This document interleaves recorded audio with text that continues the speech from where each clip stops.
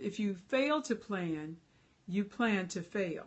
And a lot of times people just write books and then you don't have an idea about what you're going to do with it, and you end up, discouraged. A lot of people get discouraged. LaShawn, hey, there, how are you? Hopefully all is well. I think you're in Kansas somewhere, Dorothy and Toto and all that.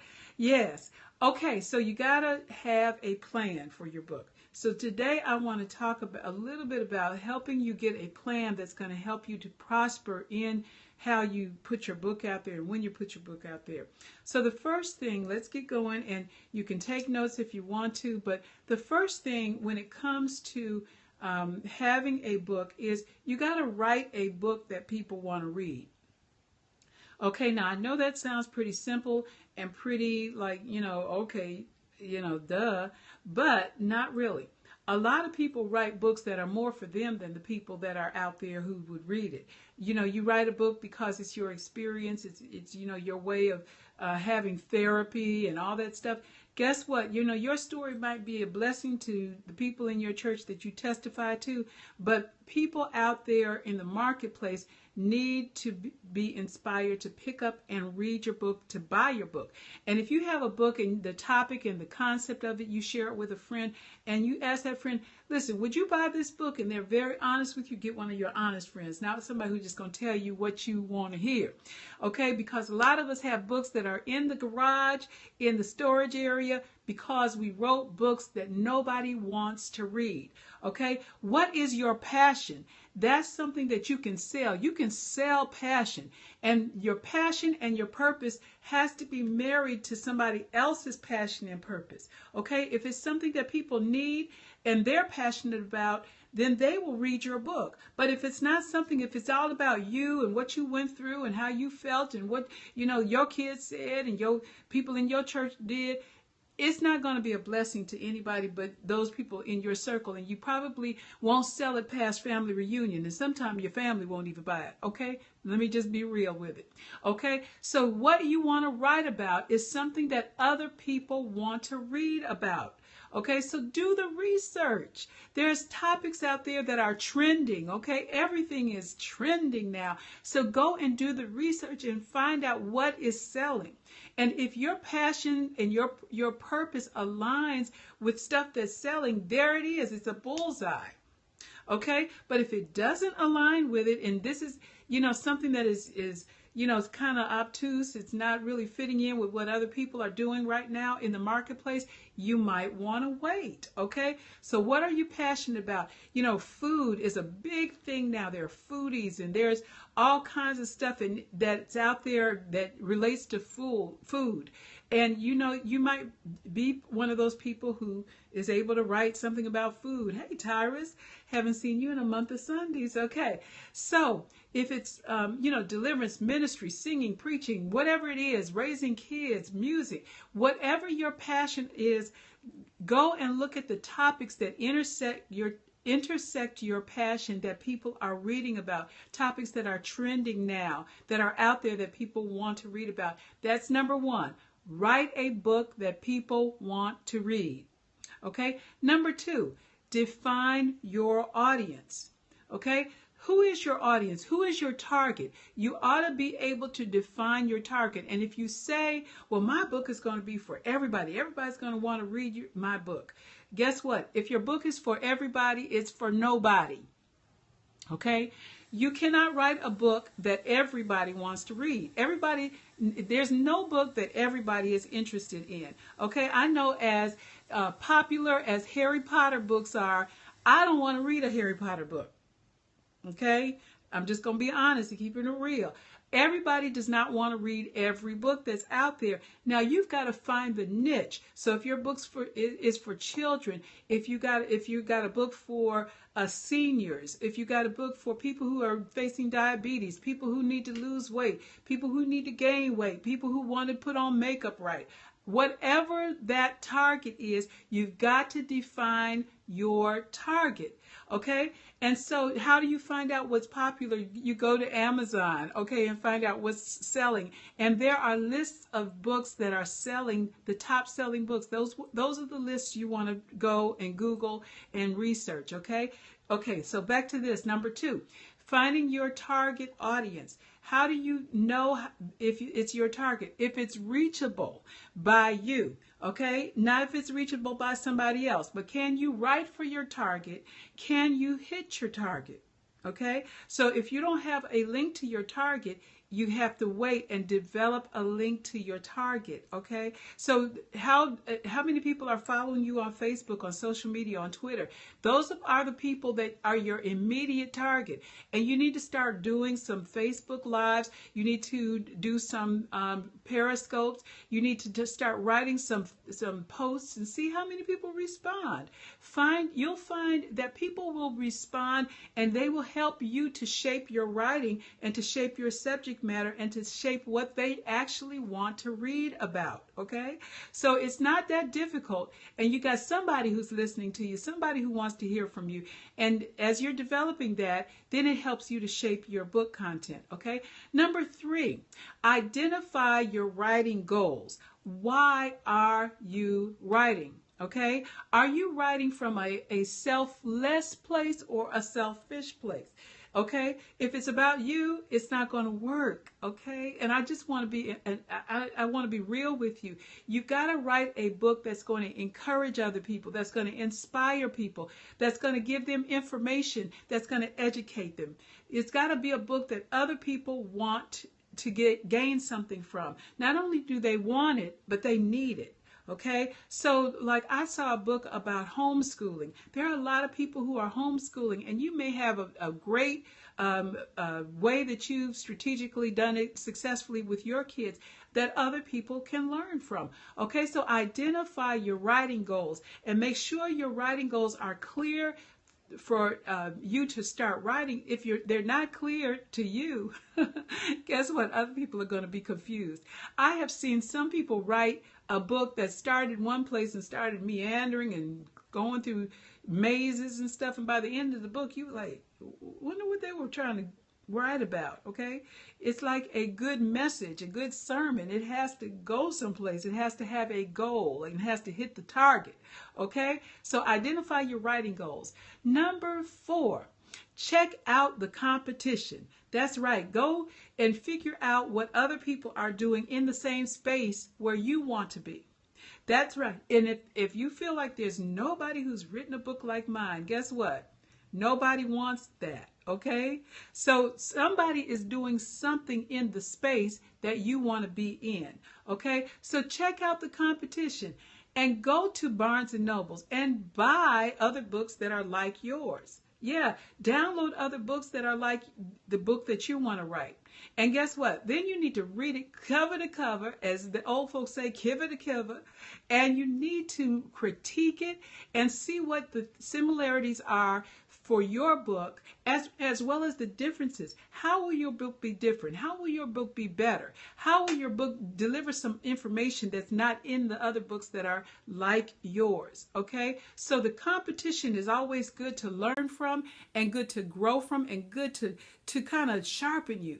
If you don't have any competition in the space that you're in, then guess what? You're pioneering in a space that is going to be very, very hard to break open. Okay, so there probably are other books that you can learn from. Okay, so that's number 4. Number 5, be realistic about your ability to write your book and to finish your book. Oh my God. You know, how many of us start something and don't finish it? Okay, if you can't say amen, say ouch. Okay, some of us have started books and said, I'm going to write, I'm going to put this book out, and we never finish. Maybe it's not something that you can do by yourself. Maybe you need a coach. Maybe you need a consultant. Maybe you need a ghostwriter. Maybe you need somebody who can walk this thing out with you, who will help you to be accountable. Okay, so, you know, sometimes you have to look back and kind of be very, very hard on yourself and say, okay, am I in a place where I can write a book and finish it? Okay, because otherwise you're just, you know, you're in a cycle of frustration, and nobody needs that. All right, somebody said ouch out there. Yes, be honest with yourself. Okay, and the next one is check your commitment. How committed are you to making a schedule that you will stick to? and actually having a plan for your life where you say, okay, I'm going to write 15 minutes every day. I'm going to write an hour every Saturday. I'm going to write after I come home from church for 2 hours. I'm going to turn the TV off at night. I'm going to do what it takes to finish this book. It takes the sacrifice if you're going to get the goal met. You're going to have to make some sacrifices. This stuff is not easy, okay? And sometimes we start out with things and we don't have a real commitment. And you can have all the intentions in the world, but the road to hell is paved with good intent. Okay. All right. So you have to have the commitment. And I just really want to impress upon you that it takes a schedule. It takes really making the time, not just having the time, not just, okay, well, when I get around to it. No, you have to make the time. And that means making a commitment that I'm going to start, I'm going to finish. Okay. All right. Number 8.